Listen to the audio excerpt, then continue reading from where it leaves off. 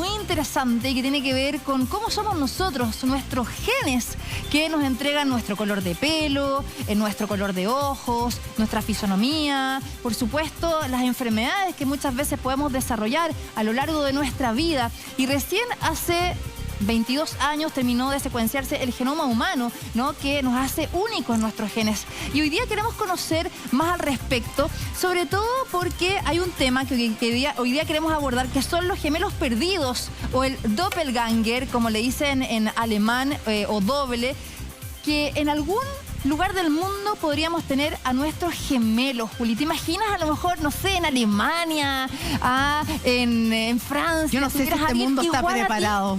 No sé si este mundo está preparado para tener dos Julias. ¿No? No, suficiente con una. Imagínate dos. Tú me conoces de chica, Andrea. No. Bueno, igual no sé. Es como el que te dijera que este mundo está preparado para dos Andrea Obaid. No va. Resistiría, dices tú. Es que nosotros éramos compañeras de universidad, de chiquititas. Sí, pues, viste, amiga ahí de la Universidad de Portales de Periodismo. Pero es interesante esta teoría. Hay personas que se dedican a buscar a tus gemelos perdidos, por decirlo así. ¿Será verdad? ¿Es mito? ¿Es una realidad? ¿Es posible que en un lugar que no tenga nada que ver con tus padres, porque obviamente son nuestros padres que nos heredan, ¿no?, estos genes, y por algo nos parecemos a uno o al otro, una combinación, o heredamos también los genes de nuestros abuelos? Queremos conversar sobre este tema. Está con nosotros Francisco Aboitis, jefe del Laboratorio de Neurociencias de la Universidad Católica. ¿Cómo estás, Francisco? Un gusto tenerte. Muy bienvenido a la ciencia. ¿Qué tal? ¿Cómo estás? Muy bien, acá estamos con la Julita también. Hola, para hablar de este concepto que es el Doppelganger, como se dice en alemán, que significa doble en español. Efectivamente, a nivel genético, Francisco, ¿esto puede ser posible, que uno tenga a un hermano gemelo perdido que sea, en fondo, similar a ti, pero que no tenga ninguna relación sanguínea? Mira, probabilísticamente es posible, pero muy improbable.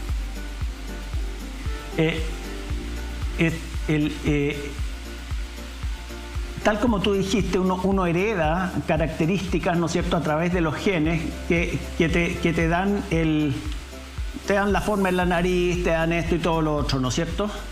Ahora, estas características están determinadas por ciertos genes, pero hay ciertos genes que son particularmente importantes, que son lo que se llaman genes reguladores. O sea, estos genes controlan la actividad de otros genes. ¿Ya? Y de esta manera, entonces, estos genes pueden controlar, unos pocos genes pueden controlar la forma de toda tu nariz. ¿Ah? O otras partes del cuerpo. Y estos genes no solo actúan en una parte del cuerpo, sino que, tal como te digo, en muchos lugares. ¿Ah? Ahora, Francisco, es bien impresionante el hecho de poder tener un gemelo en alguna parte del mundo. Es como curioso genéticamente, aunque eso no significaría que físicamente se pareciesen, ¿o no? No, o sea, como te digo, probabilísticamente, tal como tú tienes una alta probabilidad de heredar esos genes de tus padres, claro. ¿Ah?, puede que haya alguien que tenga esos genes también y que no esté directamente relacionado contigo. Pero y por eso que se encuentra gente que es parecida a otra en otros lugares. Pero eso tiene relación, por ejemplo, no sé, yo, en mi caso, mi familia paterna viene de Siria, o sea, mis abuelos eran de Siria, mi familia materna era de Croacia. Entonces, esos linajes, ¿no?, de otros países que finalmente, bueno, llegan a Chile, se juntan, después nace mi papá, mi mamá, después yo, obviamente viene todo un linaje genético, ¿no? O sea, eso también puede pasar por lo mismo, porque desde otros países pueden combinarse, a lo mejor otro sirio con otro croata en otro país, y puede salir una especie de Andrea, o lo mismo con la Juli, ¿no?, de acuerdo a su descendencia. Por supuesto que sí, por supuesto que sí. Ahora, como te digo, eso es posible, pero es improbable, por eso que se ve poco. ¿Ah? Pero ahora, Francisco... O sea, esta idea de que existía, que uno tenía un doble en otro lugar del mundo, o sea, no es así, no es que uno necesariamente vaya a tenerlo, ¿te das cuenta? ¿Ah? Claro, pero quizás es más, no sé, probable encontrarlo en países donde tus abuelos o tus bisabuelos provinieron en el caso de que tengas parentesco no de origen extranjero. No, por supuesto, porque al final de cuentas, digamos, tal como tú dijiste, son linajes y estos genes vienen de ancestros comunes, ¿no es cierto? ¿Ah? Entonces, mientras más cercano estés tú a esta otra persona, hay más probabilidad de que tengas genes en común.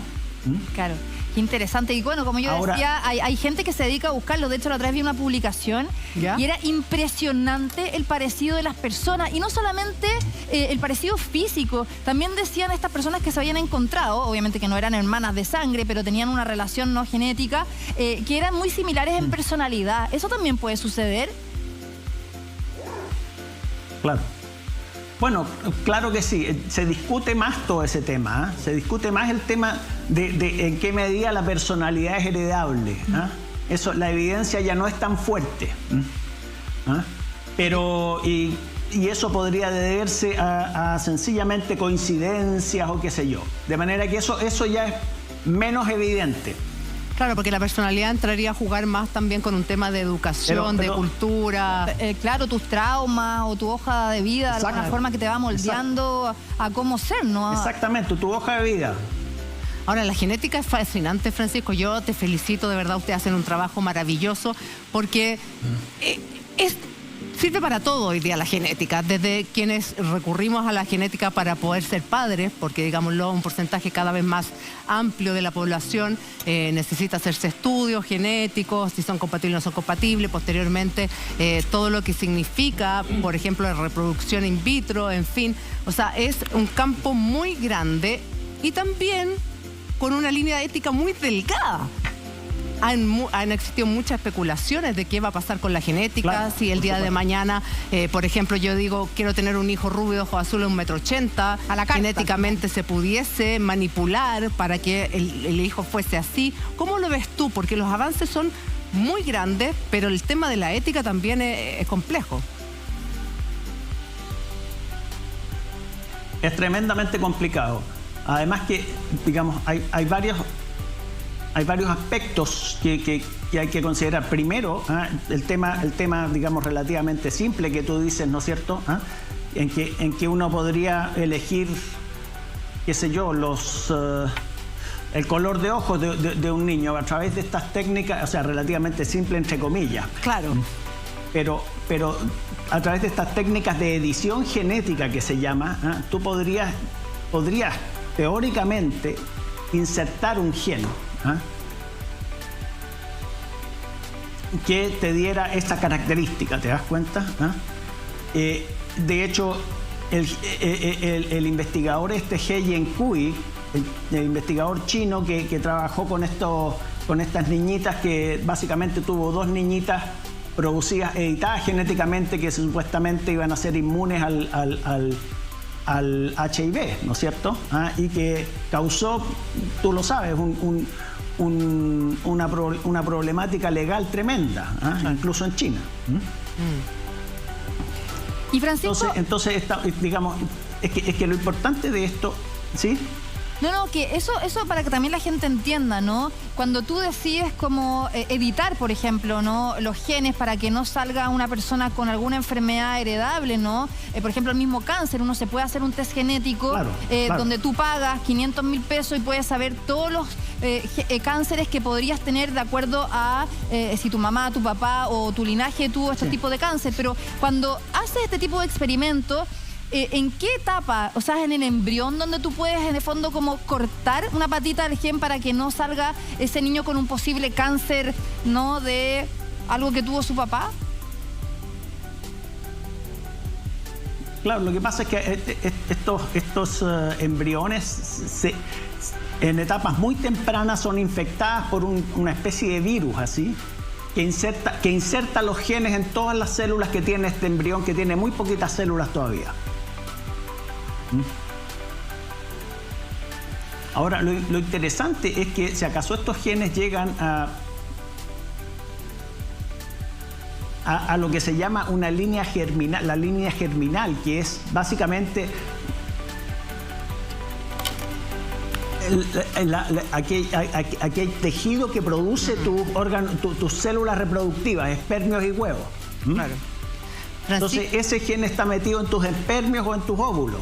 ¿Ya? ¿Ah? Y transmites esa característica entonces a tus descendientes de ahí en adelante.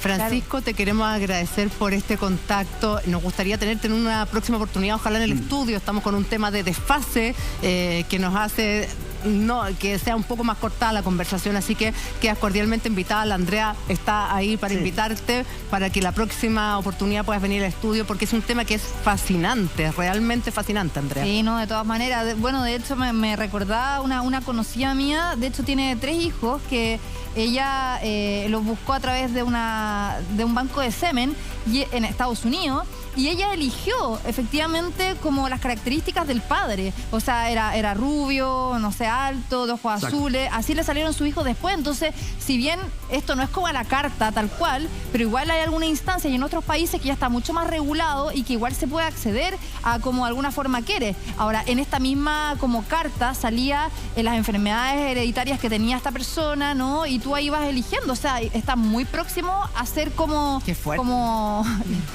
o sea, casi que ya elegimos exactamente como quiere nuestro hijo. A mí personalmente yo prefiero que sea como la naturaleza. Que el destino te sorprenda venga. siempre, Francisco. No, totalmente de acuerdo, digamos, y de hecho va a ir siendo cada vez más a la carta. O sea, cada vez más vas a poder elegir, digamos. Ahora, depende de nosotros, de la sociedad, en el fondo, en qué medida vamos a permitir o no eso. Exactamente, esa es la delgada línea ética que no se puede transgredir definitivamente. Muchas gracias, Francisco, que estés muy bien y esperamos tenerte en el estudio pronto. Muy bien, pues. Que estés muy bien, gracias. Gracias, Tremendo Francisco. tema. Muchas gracias. Bueno, Francisco Aboitis, el jefe del Laboratorio de Neurociencia de la Universidad Católica, para hablar de este tema muy interesante. De verdad es increíble. Es o sea, cuando fascinante. hoy te parece a tu papá o tu mamá, o es una combinación de los dos, ¿qué enfermedades podemos tener? O sea, ahora es muy importante, por ejemplo, el cáncer de mama. Exacto. Hay que hacerse la mamografía y la ecografía, porque ya sabemos que si tu mamá tuvo cáncer de mama o tu abuela, lo más posible es que tú puedas tener. Es más, cómo ha avanzado la tecnología, André, que cuando nace la guagua, y a ti con tu guaguita chica te lo tienen que haber preguntado, te hacen un screening de ADN para ver las potenciales enfermedades que pudiese tener más Enfermedades adelante. raras, por ejemplo. Claro. O sea, es bien impresionante eso, el tema de la genética, que, insisto, tiene una línea muy delgada. En Chile está muy regulado en comparación a otros países latinoamericanos, por ejemplo. Pero es muy fascinante. Y muchas de las enfermedades congénitas, ¿no? O sea, son heredables y eso también tiene que ver con nuestros genes. Entonces, todo es como nuestro sello propio que nos hace ser único, y por eso es tan interesante esto que existirá tu gemelo, no hijo, no o sea, hermano, por decirlo así, en alguna otra parte del mundo. Qué raro debe ser encontrarte con alguien idéntico a ti. No, muy raro para mí. Así como vamos caminando, ¡oh, eres tú! O sea, no, impresionante. ¿Te imaginas? Bueno.